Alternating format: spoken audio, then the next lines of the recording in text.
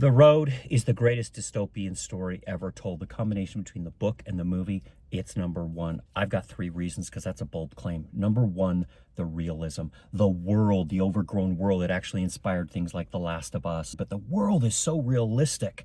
Then you've got the characters in the world.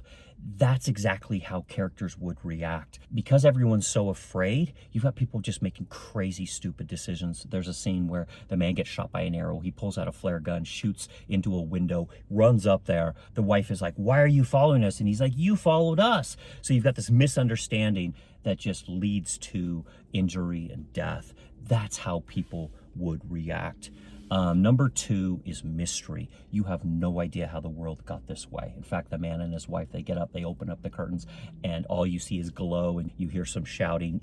Was this a meteorite? Was this a volcano that filled the skies with ash? You have no idea. There's these crazy earthquakes that are still happening. None of that's explained. All the characters that you meet, you don't get any of their backstory. They just enter into the man and the boy's life, and then they leave. And then speaking of the man and the boy, Cormac McCarthy, he doesn't even give him a name. He just calls them man and boy. Just that mystery that lets you fill in all the gaps, I think, is amazing. Number three, the writing. Reading that book, there's some paragraphs that just make you stop and think. A lot of that makes it into the movie, where the man describes his boy as a god. If the boy is not the word of God, then God never spoke. They ask Robert Duvall's character, "Are you afraid to die?" And he's like, "I'd be foolish to wish for luxuries like that in times like these."